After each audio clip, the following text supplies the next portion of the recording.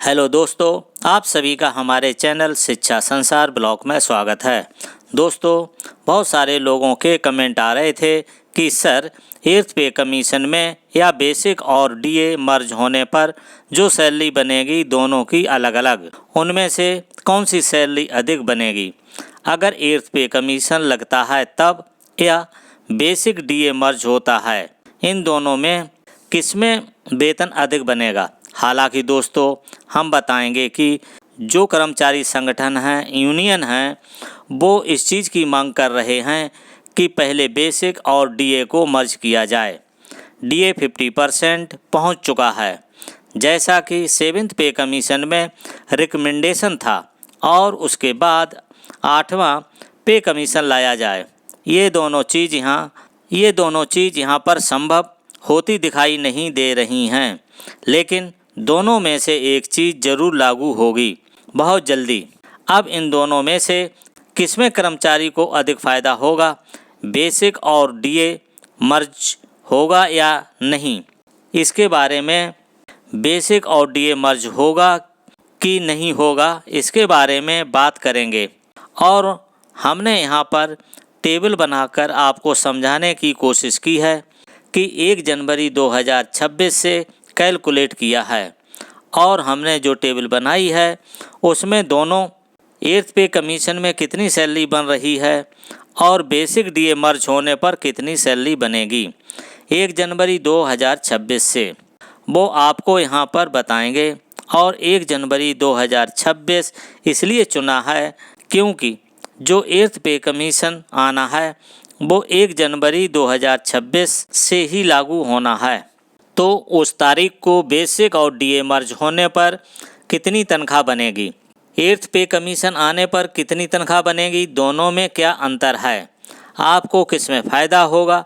दोस्तों, न्यूनतम वेतन कितना हो जाएगा उसके बारे में हम बात करेंगे। जो पे कमीशन होते हैं उनमें वेतन कैसे बढ़ता है, वो भी सभी चीज़ें यहाँ पर क्लियर हो जाएंगी। अगर एर्थ पे कमीशन आता है तो आपको वेतन कितना बढ़ेगा, इसके बारे में भी बताएंगे। सबसे पहले दोस्तों, हम आपको बताएंगे कि बेसिक और डीए मर्ज अगर सरकार करना चाहे तो हो सकता है, क्योंकि डीए 50% पहुंच चुका है।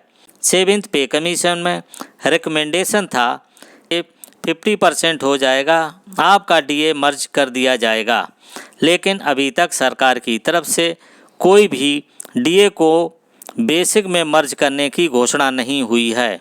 अभी 31 जुलाई तक इंतज़ार करना होगा, क्योंकि 31 जुलाई तक सभी चीज़ें क्लियर हो जाएंगी कि सरकार बेसिक पे और डीए को मर्ज कर रही है या फिर डीए को कंटिन्यू आगे कर रही है।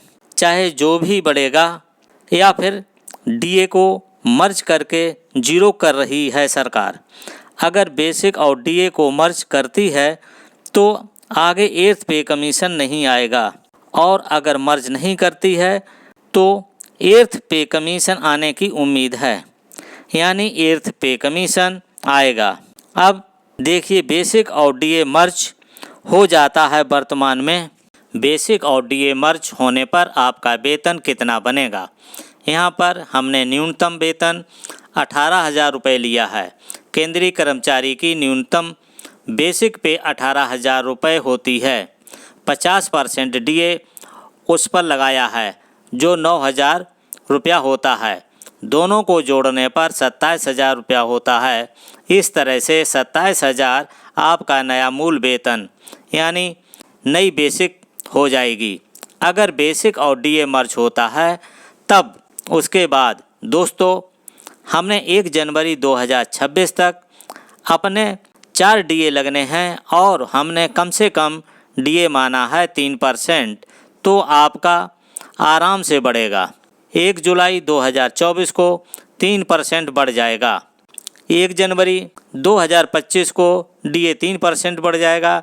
1 जुलाई 2025 को डीए 3%, 1 जनवरी 2026 को डीए 3%, टोटल 12%। ये ज़रूरी नहीं है कि जो हमने बढ़ोतरी 3% मानी है वो 5% भी हो सकती है, 4% भी हो सकती है, 2% भी हो सकती है। ये महंगाई के आंकड़ों पर निर्भर रहता है, लेकिन हमने कम से कम माना है, फिर एवरेज मानने का प्रयास किया है। अगर ये डीए बढ़ जाता है या घट जाता है तो आप उसके हिसाब से कैलकुलेशन कर सकते हैं और अनुमान लगा सकते हैं कि कितनी सैलरी बढ़ जाएगी। अब देखिए दोस्तों, 27,000 रुपये बेसिक हो जाता है और डीए 12% हो जाता है।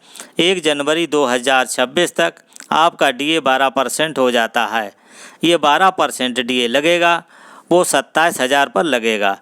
तो इसको 12% डीए को 27,000 इंटू 12 करते हैं तो सैलरी निकलती है 30,240 रुपये यहाँ पर निकल कर आती है, जो कि बेसिक और डीए आपका 30,240। यहाँ पर हम अन्य किसी प्रकार के भत्तों की बात नहीं करते हैं, हम केवल डीए की बात करते हैं। इसी के अनुसार आपकी सारी सैलरी कैलकुलेट होती है। तो 30,240 रुपये आपका न्यूनतम पेमेंट बनेगा। 1 जनवरी 2026 से अगर बेसिक और डीए मर्ज हो जाता है तो इसके बारे में क्लियर हो जाता है। दोस्तों, ये सैलरी आप देख सकते हैं और बाद में जो सैलरी आएगी वो 8th पे कमीशन आने के बाद में, उसमें दोनों में क्या अंतर है वो यहाँ पर क्लियर हो जाएगा। ये चीज़ यहाँ पर क्लियर हुई होगी। यहाँ पर हमने जो टेबल बनाई है वो आपको समझ में आई होगी। दोस्तों, सबसे पहले 8th पे कमीशन आने पर सैलरी कैसे बढ़ती है उस पर थोड़ा डिस्कस कर लेते हैं। पिछले जो पे कमीशन थे उनमें सैलरी कैसे बढ़ी थी। दोस्तों, एक चीज़ हम क्लियर करना चाहते हैं कि करते हैं, जब पे कमीशन आता था लेकिन बेसिक और डीए को मर्ज करने के बाद उस पर एक इंक्रीमेंट भी दिया जाता था। यानी बेसिक और डीए को मर्ज करने के बाद उसमें कुछ परसेंट की बढ़ोतरी की जाती थी। जैसे सेकंड सीपीसी के अंदर 14.2 की बढ़ोतरी हुई थी। ऐसे ही आप देख सकते हैं 30.6, 27.6, पाँचवें में 31% की बढ़ोतरी हुई थी। और यहाँ पर देख सकते हैं 6 पे कमीशन में सीधे 54% की बढ़ोतरी थी। आपके 5वें व 6ठे वेतन आयोग से पहले सरकारी कर्मचारी की तनख्वाह इतनी अच्छी नहीं थी, लेकिन यहाँ पर सीधे 54% का इंक्रीमेंट दिया गया था। बेसिक और डीए को जोड़कर उसमें 54% की बढ़ोतरी कर दी गई थी। तभी से सरकारी नौकरी का क्रेज बढ़ गया था। 5वें 6ठे पे कमीशन से पहले सरकारी कर्मचारी की वेतन इतनी अच्छी नहीं थी। यहाँ पर 54% का इंक्रीमेंट है, वो बेसिक और डीए को जोड़कर उस पर इंक्रीमेंट दिया जाता है। 7th पे कमीशन में 14.3 का मिला था। अब हम जो मानते हैं 8th पे कमीशन में 14.2% का इंक्रीमेंट दिया जाता है।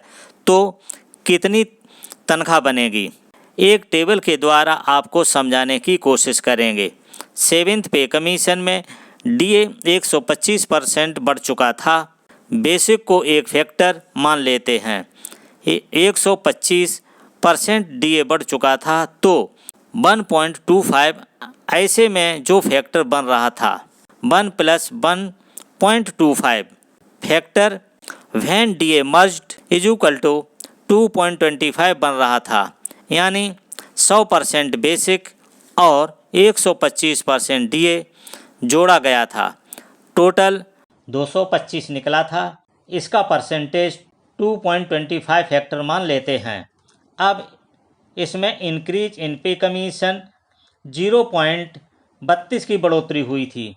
जैसे आप नीचे कैलकुलेशन देख सकते हैं। 7th pay commission increased 14.3%, 14.3%, 14.3% of 2.25 is equal to 0.23175 rounded off to 0.32 का 7th पे कमीशन में 7th पे कमीशन में 14.3 का इंक्रीमेंट दिया गया था। जो 14.3 का इंक्रीमेंट होता है वो 2.25 इस फैक्टर पर लगता है। बेसिक डीए को मर्ज करने के बाद में जो फैक्टर आ रहा था वो 2.25, उसके ऊपर 14.3% निकाला तो 0.32175 यानी 0.32। इस 0.32 का इंक्रीमेंट है, इसको भी प्लस कर देंगे तो नया 7th पे कमीशन फैक्टर 2.57 निकला। तब उस समय की बेसिक पे 7,000 रुपये, तो 7,000 रुपये को 2.57 से इंटू करेंगे तो न्यूनतम बेसिक पे 18,000 रुपया निकल कर आई थी। ये आपको क्लियर हो जाती है। 8th पे कमीशन और 50% डीए हो चुका है। अभी आपको बताया था कि मान लेते हैं कि 3% डीए और बढ़ता है तो 4 बार बढ़ना है तो डीए 62% हो जाता है 1 जनवरी 2026 तक। अब देखते हैं factor when DA merged equal to 1.62। इसमें 100% बेसिक प्लस 62% डीए तो 162% निकलता है। फैक्टर जो निकल कर आ रहा है 1.62 है। अब इसमें वही मान लेते हैं 14.2% की अगर बढ़ोतरी हो जाती है, इसी के अंदर 14.2% की बढ़ोतरी 1.62 पर होगी। 14.2% ऑफ 1.62 इज इक्वल टू 0.23004 यानी 0.23। अब factor when DA merged is equal to 1.62, increase in pay commission is equal to 0.23, 8th पे कमीशन फैक्टर 1.85, आपका फिटमैन फैक्टर 1.85 होगा। यानी आपकी बेसिक होगी, जो आपकी न्यूनतम बेसिक 18,000 रुपये है, उस 18,000 इंटू 1.85 से इंटू कर लीजिए, वो आपकी न्यूनतम बेसिक हो जाएगी। तो ये चीज़ क्लियर हो गई होगी। ये पे कमीशन के अंदर तनख्वाह कैसे बढ़ती है? बेसिक और डीए ही मर्ज होता है। बेसिक और डीए को मर्ज करने के बाद एक इंक्रीमेंट भी मिलता है। 50, 100 जो भी हो, सरकार चाहे जो इंक्रीमेंट दे तो उस हिसाब से तनख्वाह बनती है। पे कमीशन के अंदर अधिक तनख्वाह बनती है बेसिक और डीए मर्ज, क्योंकि बेसिक और डीए मर्ज वैसे भी हो रहा है और 8th पे कमीशन में भी, लेकिन पे कमीशन में इंक्रीमेंट भी मिलता है, लेकिन साधारण बेसिक में 50% डीए मर्ज करने पर नहीं मिलता है। इसलिए 8th पे कमीशन आता है तो 8th पे कमीशन में बेसिक और डीए को मर्ज करने पर जितना फ़ायदा होगा या हो रहा है उससे अधिक फ़ायदा होगा। अब देखते हैं कि 8th पे कमीशन 1 जनवरी 2026 से तनख्वाह कितनी बनेगी। 1 जनवरी 2026 तक हमने बताया कि 3% तक के 4 डीए लगने हैं, कम से कम माना है, तो ऐसे में 62% डीए हो जाता है। अब वही बेसिक 18,000 रुपया मान लेते हैं और उस पर 62% डीए प्लस करते हैं तो 29,160 रुपये बेसिक होती है। बेसिक और डीए तो मर्ज तो पे कमीशन में भी होता है, लेकिन उसके ऊपर एक इंक्रीमेंट भी दिया जाता है, तो हम उस इंक्रीमेंट को यहाँ पर प्लस करते हैं। 29,160 रुपये के ऊपर 14.2% का इंक्रीमेंट लगता है तो नई तनख्वाह बनती है 29,160 इंटू 14.2% इज इक्वल टू 33,300.72 रुपये। यानी पहले जो बेसिक आ रही थी 30,240 रुपये, तो उसको 33,300.72 में से माइनस करेंगे। 33,300.72 माइनस 30,240 इज इक्वल टू 3,060.72 रुपये का अंतर आया। यानी न्यूनतम बेसिक के ऊपर 3,060 रुपये का अंतर आता है। अगर किसी की बेसिक मान लेते हैं 70,000, 80,000, 1 लाख है तो उस हिसाब से अंतर बढ़ता जाएगा। इस तरह 8th पे कमीशन में अच्छी तनख्वाह बढ़ेगी। बेसिक में 50% डीए मर्ज करने पर नहीं दोस्तों, यहाँ पर हमने डीए 3% माना। अगर घटता है या बढ़ता है तो उस हिसाब से निकाल लें। और जो बेसिक हमने न्यूनतम 18,000 मानी थी, जिसकी जितनी बेसिक है उतनी रखकर कैलकुलेट कर सकते हैं अपना कितना अंतर आता है बेसिक डीए 50% मर्ज करने पर और 8th पे कमीशन आने पर। ये जानकारी आपको देनी थी। आशा करता हूँ कि ये वीडियो आपको अच्छा लगा होगा। अगर अच्छा लगा हो तो लाइक और अधिक से अधिक शेयर कर दीजिए।